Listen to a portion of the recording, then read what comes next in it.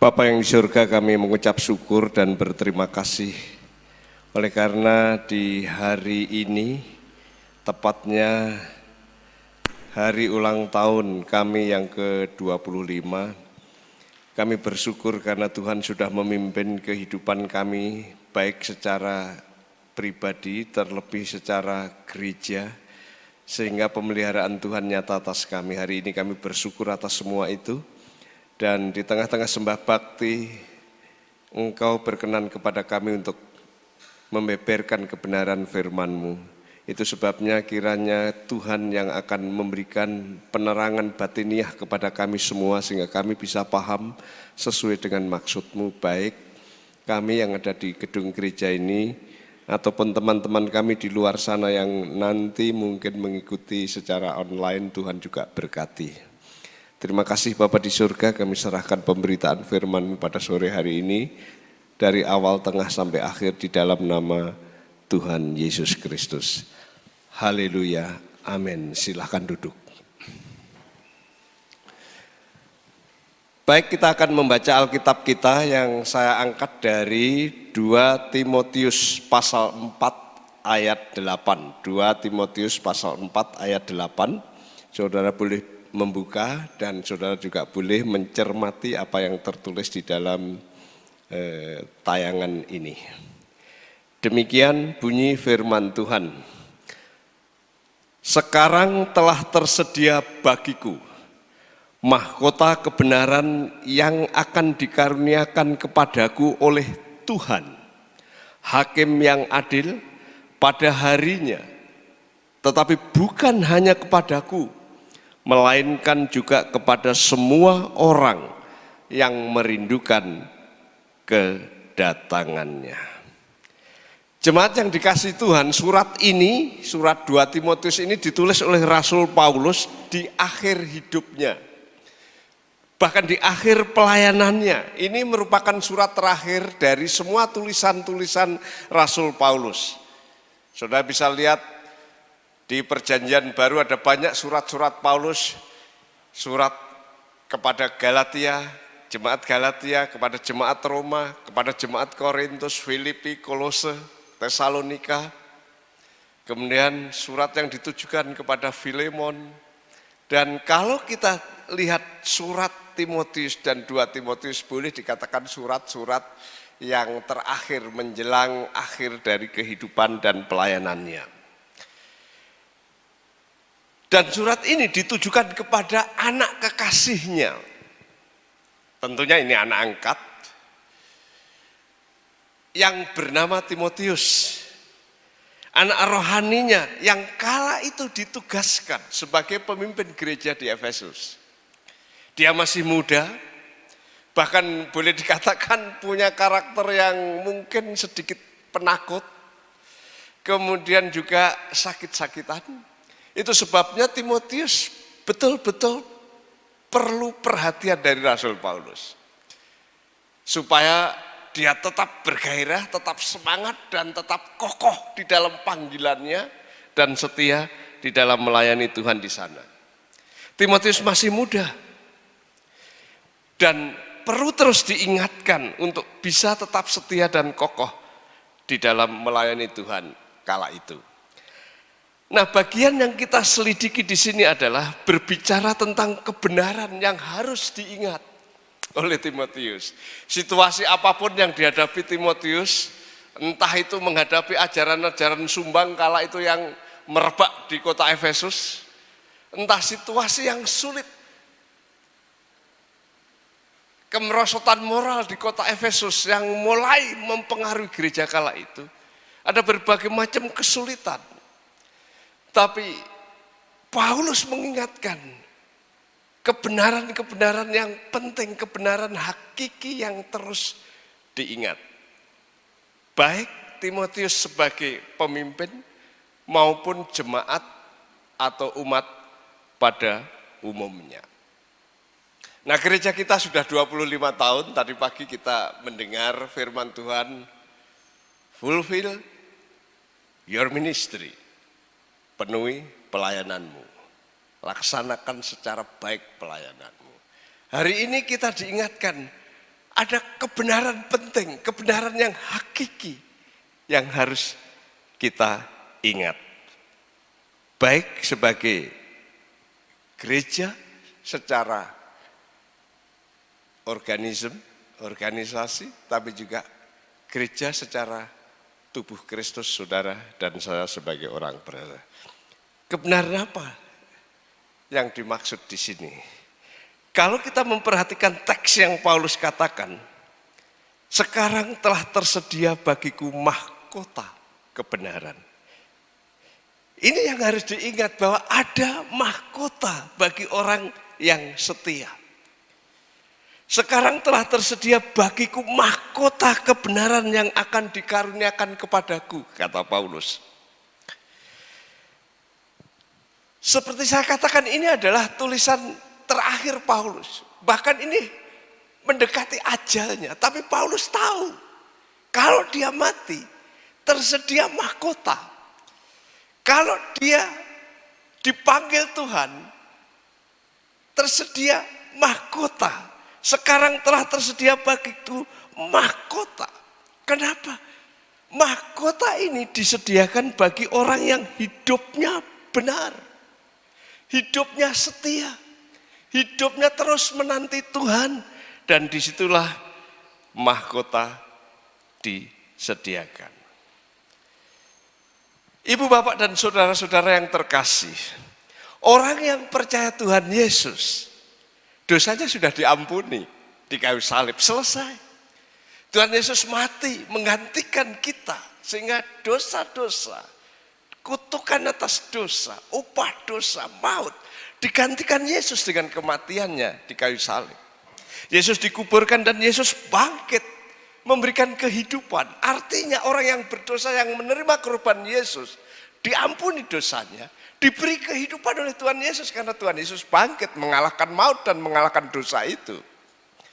Tapi yang menarik, seperti kenaikan Tuhan kemarin kita peringati, Yesus naik ke surga dan menyediakan tempat bagi orang-orang yang percaya. Jadi orang Kristen, orang yang percaya Tuhan Yesus, dosanya diampuni.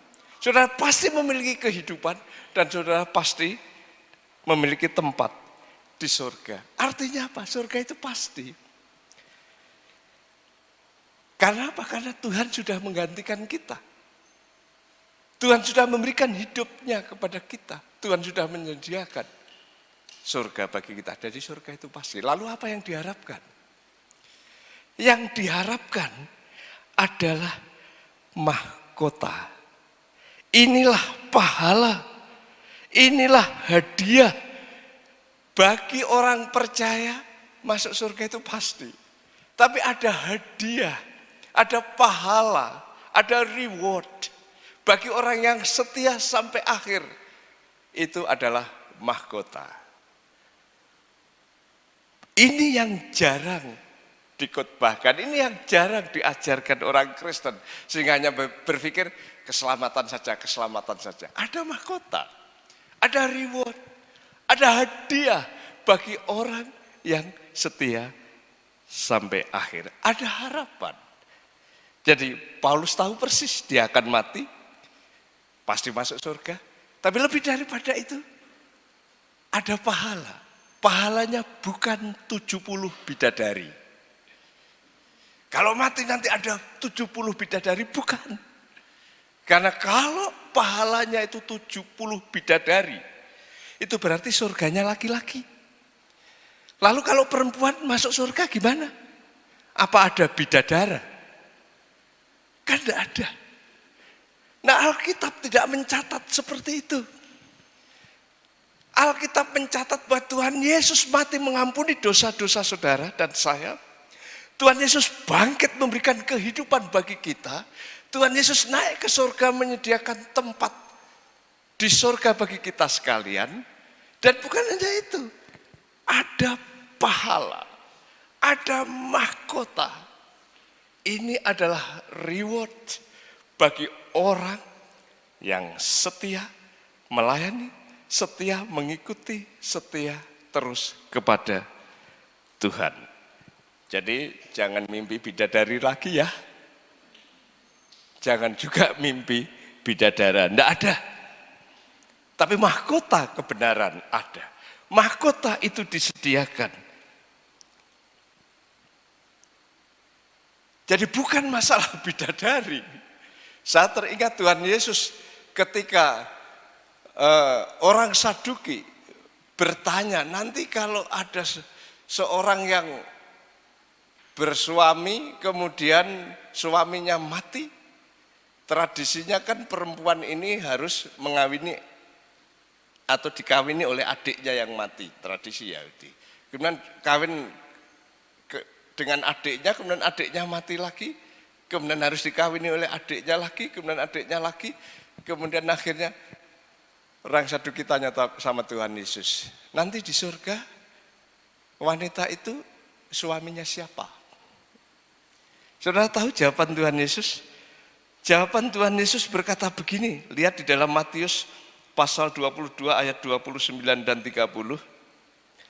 Jawab Yesus menjawab mereka, kamu sesat, sebab kamu tidak mengerti kitab suci maupun kuasa Allah. Karena pada waktu kebangkitan tidak ada kawin dan tidak dikawinkan, melainkan hidup seperti malaikat surga. Jadi kalau saudara berpikir surga pasti, tapi jangan mimpi tentang bidadari di sana. Kemudian saudara capek melayani bidadari, tidak ada itu. Menurut Tuhan Yesus, sesatlah kalau saudara berpikir seperti itu. Kalau demikian, apa yang kita harapkan? Ada pahala, ada hadiah. Hadiah itu adalah mahkota. Ini menggambarkan kebanggaan tersendiri, kepuasan tersendiri ketika kita menerimanya. Seperti sebuah penghargaan Tuhan kepada orang yang setia. Sebuah reward kepada orang yang setia. Dan diberikan di hadapan Bapa dan disaksikan berlaksa-laksa malaikat dan umatnya. Ini suatu kepuasan tersendiri, kebanggaan tersendiri yang susah dilukiskan. Dan inilah yang dikatakan oleh Paulus, telah tersedia bagiku mahkota kemegahan, mahkota kebanggaan yang begitu luar biasa, indah, susah dilukiskan. Saudara bisa melihat kalau ada pertandingan-pertandingan, entah itu bulu tangkis, entah itu sepak bola, entah itu tenis, entah itu macam-macam. Dan kalau sampai grand final, wah itu betul-betul perjuangan luar biasa. Tapi coba lihat ketika memperoleh hadiah. Wah itu kebanggaan luar biasa. Itu kepuasan tersendiri yang susah dilukiskan. Kalau hidup ini seperti sebuah perjalanan dan saudara setia sampai akhir, kemudian di sana saudara akan menerima mahkota yang begitu indah dan itu memuaskan, membanggakan, seperti memberi kepuasan tersendiri bagi yang menerima itu di hadapan Bapa, di hadapan berlaksa-laksa malaikat dan umat Tuhan. Tadi saya mengingat-ingat dulu ketika saya mahasiswa tahun 84, saya di wisuda. Kemudian bapak saya itu pakai sandal lili, enggak sepatunan, bapak saya enggak sepatunan pakai sandal lili, ibu saya juga pakai pakaian biasa gitu, orang kampung. Mungkin ibu saya atau bapak saya mungkin minder, saya juga enggak tahu perasaannya. Tapi ketika pengumuman, ketika di wisuda, kemudian akhirnya pengumuman mahasiswa terbaik ini. Kemudian yang terakhir dia bilang, mahasiswa yang menjadi teladan terbaik dari sudut teologi, eksposisi, penginjilan, dan pendidikan agama. Hari ini adalah, saudara tahu siapa yang disebut? Nur Anggraito. Waduh, saya itu sepertinya senang setengah mati dan bangga luar biasa. Kemudian ayah saya, ibu saya pakai sandal lili. maju ke depan dan saya melihat ekspresinya, dia senang sekali, puas sekali. Dan saya membayangkan itu, kebahagiaan yang susah saya lupakan. Kenangan yang susah hilangkan. Begitu puas, begitu bangga. Senyuman ayah saya dan ibu saya sepertinya merupakan senyuman kemenangan yang begitu luar biasa. Mahkota itu jauh lebih dahsyat dari itu. Pengalaman kebanggaan dan kepuasan jauh lebih dahsyat itu. Paulus membayangkan ketika dia sampai di garis akhir dan dia berkata, telah tersedia bagiku mahkota. Mahkota yang diberikan di hadapan Bapa, di hadapan berlaksa-laksa malaikat dan salehnya. Itu merupakan kebanggaan, kepuasan, kemegahan yang susah dibayangkan. Ingat kebenaran ini.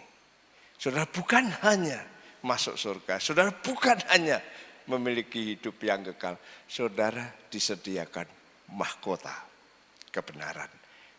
Kalau apa? Kalau saudara setia sampai akhir.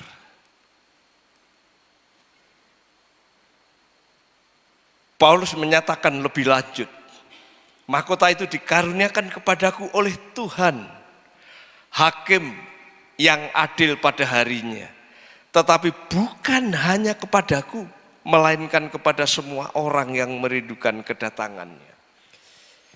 Jelas di sini Paulus mengingatkan kepada Timotius, mahkota itu diberikan kepada orang-orang yang setia.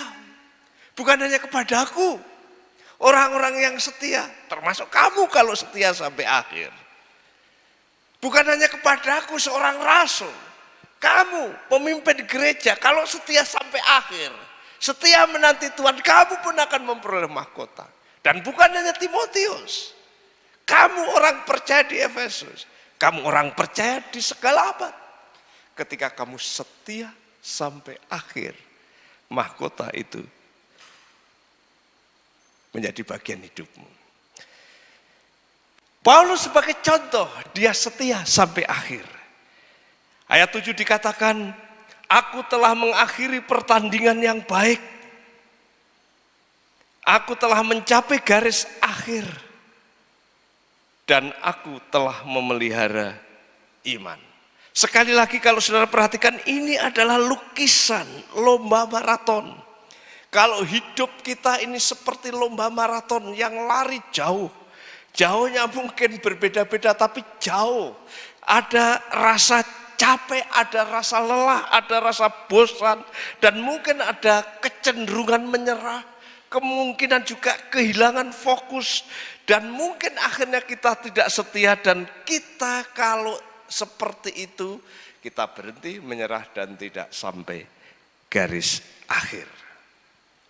Tapi Paulus berkata, aku lelah tapi aku terus berjalan. Saya membayangkan seperti itu. Aku capek tapi saya tidak memperhatikan kecapeanku. Aku berjuang dan menghadapi berbagai macam persoalan, tetapi saya terus memandang garis akhir itu. Dan aku berjuang, aku terus berjuang, aku terus berusaha, berlari dan berlari. Dan aku telah mencapai garis akhir. Dan aku telah memelihara iman. Itulah saatnya. Itulah orang-orang yang bisa sampai garis akhir yang mendapat mahkota. Ini bukan mahkota duri yang menyakitkan. Ini juga bukan mahkota daun yang adalah sampah. Ini adalah mahkota kebenaran yang luar biasa. Disediakan bagi orang yang setia sampai akhir. Orang yang tekun dan orang yang terus berjuang. Orang yang terus punya fokus pada garis akhir, punya fokus kepada Tuhan. Situasi memang sulit. Jadi Kristen tidak serta-merta lepas dari kesulitan. Jadi orang yang setia tidak otomatis terbuka jalan yang mudah. Bahkan seringkali tantangan, kesulitan, bahkan silih berganti menghadang kehidupan kita. Tuhan tidak pernah menjanjikan jalankan selalu rata. Tuhan pun tak pernah janji bahwa langit kan selalu cerah. Kadang mendung, kadang hujan. Jalanan kadang berkelok-kelok, berduri, kerikil tajam, dan banyak lubang di sana sini. Apa yang dijanjikan Tuhan? Penyertaan. Ketika kita tahu bahwa Tuhan menyertai kita, ketika kita tahu bahwa Tuhan menopang kita, ketika kita tahu bahwa Tuhan pasti menguatkan kita, maka seharusnya kesulitan, tantangan, apapun yang menghadang kehidupan kita, jangan pernah menyerah, jangan pernah mundur, jangan ngambek, dan jangan mutung. Terus menuju jalan yang Tuhan kehendaki. Terus setia sampai akhir. Itu kebenaran yang harus saudara ingat. Saya selalu berkata, orang Kristen kok baru ada masalah sedikit, ngambek. Ada kesulitan sedikit, mutung. Enggak usah ke gereja. Setia kepada gereja, setia kepada Tuhan, akhirnya juga begini. Ditolak lagi cintanya. Enggak usah setia. Ya enggak usah jadi orang saleh yang amat-amat biasa-biasa saja. Memang sulit hidup ini. Memang ada tantangan. Tetapi jangan lupa, kebenaran yang harus saudara ingat, ada mahkota. Ini mahkota kebenaran, mahkota indah yang memuaskan, yang memuliakan, surga pasti. Tapi mahkota itu sesuatu yang luar biasa. Dan mahkota itu disediakan bagi orang yang setia sampai akhir. Itu sebabnya coba saudara teliti hidup kita. Supaya kita betul-betul setia kepada Tuhan. Setia kepada apa yang Tuhan mau di dalam hidup kita. Jalani kehidupan kita dengan kesetiaan kepada Tuhan. Maka saudara akan berkata seperti Rasul Paulus. Aku telah mengakhiri pertandingan itu, dan aku telah mencapai garis akhir, dan aku telah memelihara iman. Hanya orang yang setia sampai akhir memperoleh mahkota itu. Kebenaran yang ketiga, ya, saudara bisa perhatikan bahwa Tuhanlah yang memberi mahkota itu. Frase berikut dikatakan yang akan dikaruniakan, mahkota yang akan dikaruniakan kepadaku oleh Tuhan. Hakim yang adil pada harinya. Siapa yang memberi mahkota di sini jelas? Tuhan Yesus. Tuhan Yesus sebagai apa? Dilukiskan oleh Paulus, disampaikan oleh Paulus dalam tulisannya Tuhan Yesus yang adalah hakim yang adil. Kapan? Pada harinya, pada waktu Tuhan Yesus datang kedua kali. Itu jelas bahwa kebenaran yang saudara harus ingat, ada mahkota bagi orang yang setia. Yang kedua, kita harus setia supaya memperoleh mahkota itu. Siapa yang memberi mahkota? Tuhan Yesus. Tuhan Yesus sudah naik ke surga, disaksikan oleh banyak orang. Dikonfirmasi oleh malaikat, dia sudah sampai ke surga, betul-betul sampai. Dan dia akan datang yang kedua kali seperti apa yang kamu lihat. Tuhan Yesus sudah sampai ke surga. Dan nanti ketika persiapan tempat bagi orang percaya sudah selesai semua. Dikatakan oleh Tuhan, dikatakan oleh malaikat, dia akan datang kembali. Yesus akan datang kembali. Dan ketika datang, dikatakan dia menjadi hakim yang adil. Tuhan, hakim yang adil, yang akan menghukum orang-orang bersalah. Yang akan menghukum orang-orang yang memusuhi Tuhan selama ini. Sebaliknya, dia akan memberi mahkota bagi yang setia. Kapan? Pada waktu hari Tuhan. Pada waktu orang berkata hari kiamat. Pada waktu hari terakhir, hari Tuhan. Hari Tuhan itu adalah hari yang sangat menakutkan bagi dunia. Kenapa? Karena Tuhan menghakimi.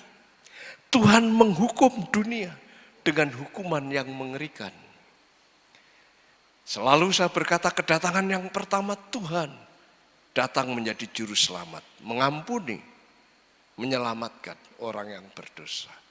Tapi kedatangan yang kedua dia menghakimi, dia menghukum.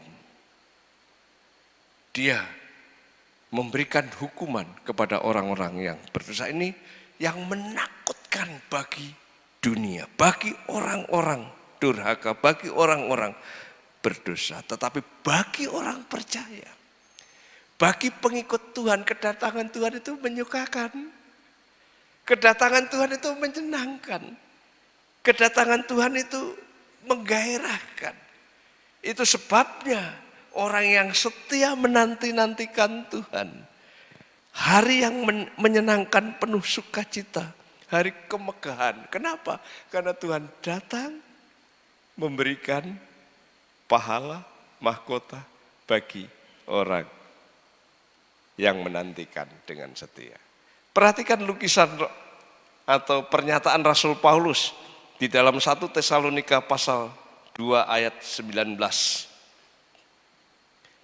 dan 20. Firman Tuhan berkata begini, sebab siapakah pengharapan kami atau sukacita kami atau mahkota kemegahan kami di hadapan Yesus, lihat, Tuhan kita. Pada waktu kedatangannya, ini kedatangan yang kedua, kalau bukan kamu, ayat 20, sungguh kamulah kemuliaan kami dan sukacita kami. Saudara bisa membayangkan ini? Paulus tahu persis, mahkota itu tersedia. Mahkota itu disediakan bagi orang setia. Dan mahkota itu diberikan oleh Tuhan Yesus yang akan datang. Yang menghakimi dunia, tetapi bagi orang percaya akan memberikan mahkota, dan itulah kemegahan, itulah kemuliaan, itulah kebanggaan, itulah kebahagiaan, itulah sukacita. Dia berkata, sukacita apa lagi, kebanggaan apa lagi? Tidak ada. Kecuali ketika Yesus datang kedua kali. Kenapa? Karena itulah puncak sukacita kebahagiaan kami. Dan kebahagiaan itu adalah kamu, jemaat itu. Kalau kita setia sebagaimana Paulus dengan jemaat Tesalonika, siapa kemegahan kami dan sukacita kami?